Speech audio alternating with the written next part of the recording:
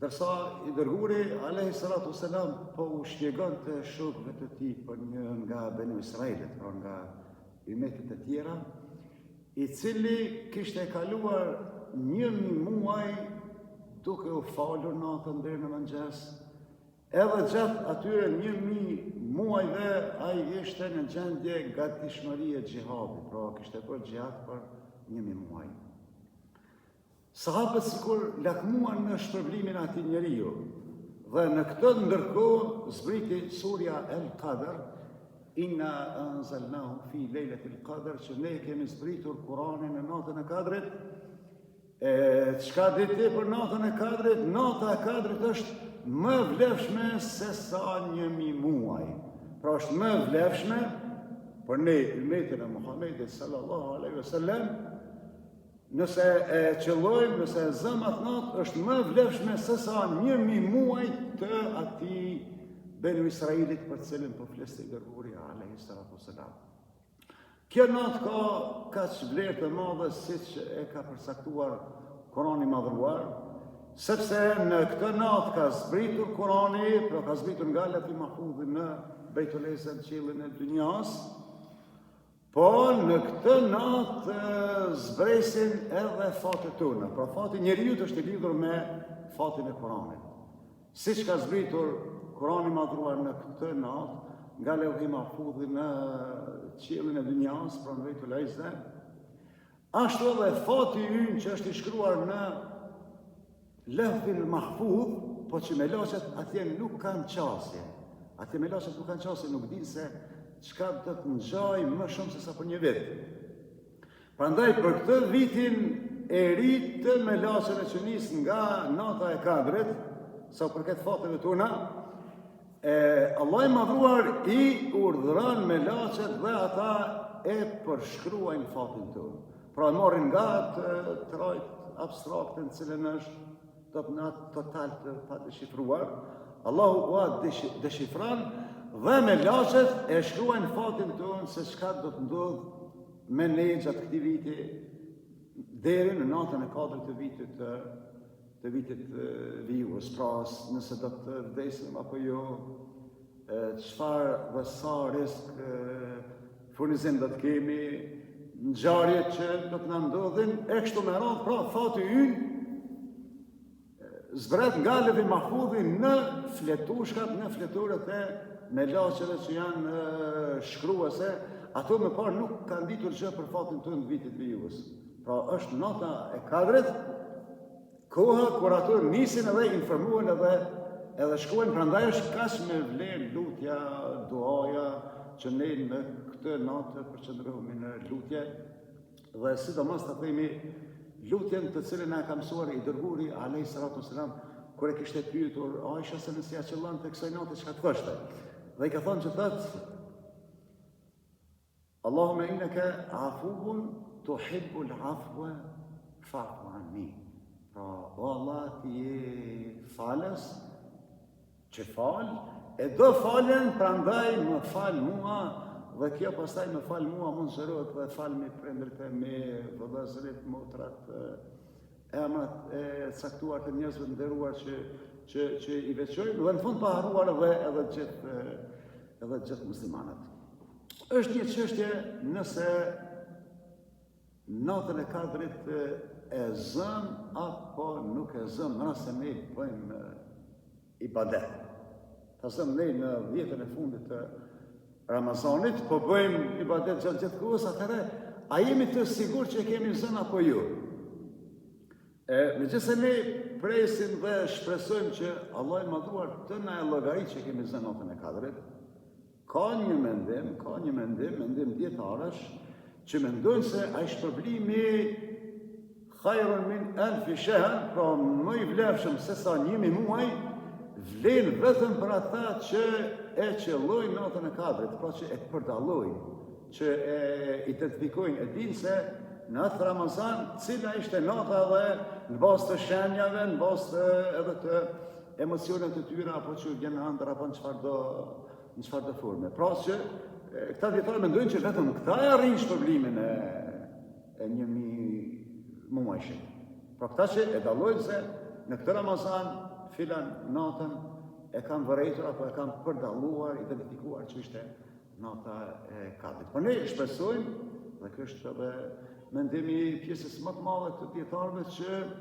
ai i cili angazhohet në Ramazan gjatë kohës me ibadet, ai edhe nëse nuk e ka dalluar cila ishte nata e Kadrit, edhe ati Allah t'ja konsideroj këtë shpërblimin e premtuar prej më shumë se 1000 muajve. Po, me që është mendim dietarësh, atëherë ne do ta marrim parasysh edhe do të kërkojmë më shumë shenjat e Kadrit. Shokët e dërguarit sallallahu alaihi wasallam kishin parë ëndër që nata e Kadrit binte në shtatën e fundit të muajit Ramazan. Edhe i dërguari alayhis salam thonë, me që e keni parë ashtu, ajo edhe ashtu bie. Mirë, po i dërguari sallallahu alaihi wasallam krahas asaj që na ka orientuar që ta kërkojmë në 10-ën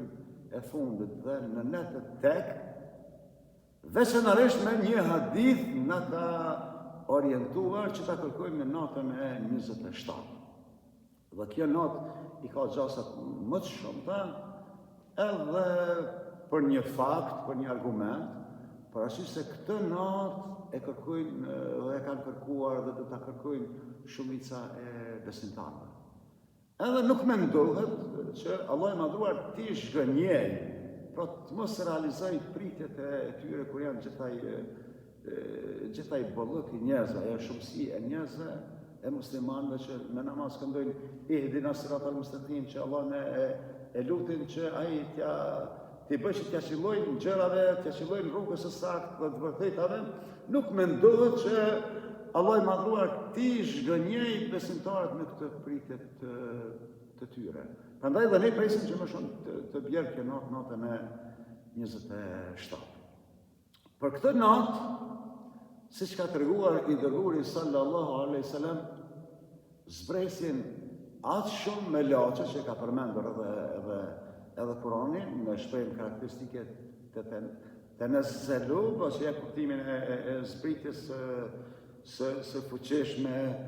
të zbritjes masive, po i dërguari alayhis salam shprehimisht ka thënë që këtë natë zbresin me laçe, me lek, edhe më shumë se sa ka ranë, edhe më shumë se sa kukrat e rërës, zallët që ndryshe i themi. Pra asë shumë ka me laçe,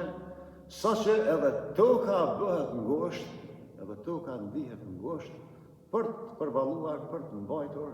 gjithë ato krijesa që zbresin në këtë natë, e që shumëzohen që bëhen shumëta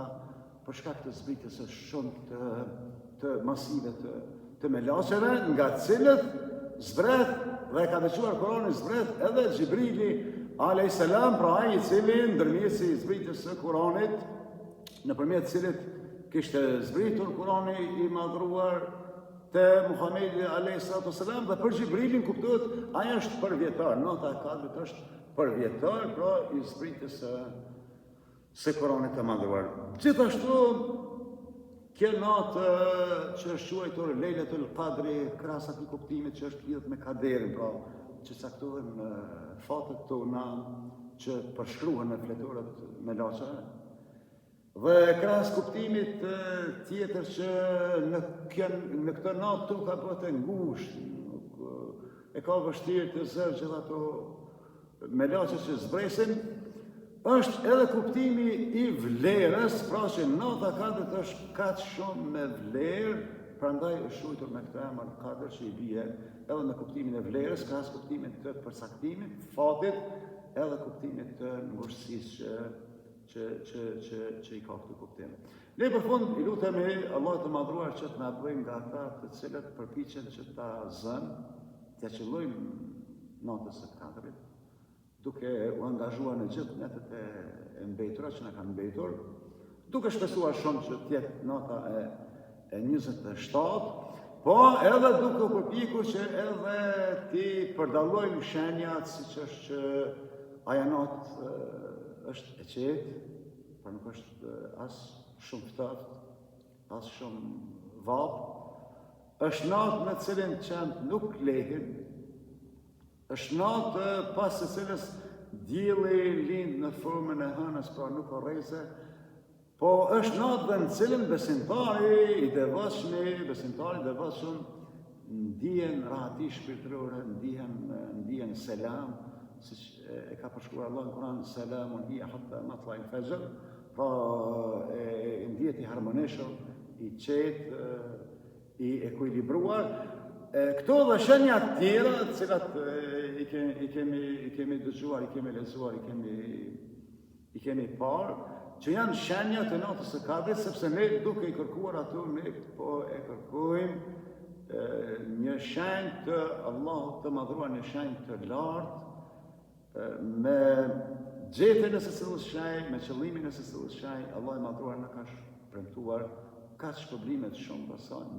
është përshkruar ato 1000 muaj, bile më shumë se sa 1000 muaj. Allahu na bëf që ta qëllojmë këtë natë dhe nga ta që nuk harrojnë këtyre netëve të themi shpesh, Allahumma innaka afuwwun tuhibbul afwa fa'fu anni, që Allah ti je që fal, pra ti ai që bën faljen, jo ti të kosh, ti edhe e do faljen, pra orientimi jot është për falje, ti e do që ne lutem të na falësh, prandaj më fal mua, fali prindërit e me, vëllezërit, motrat, miqt, dashamirët dhe të gjithë besimtarët. Walhamdulillahi rabbil alamin.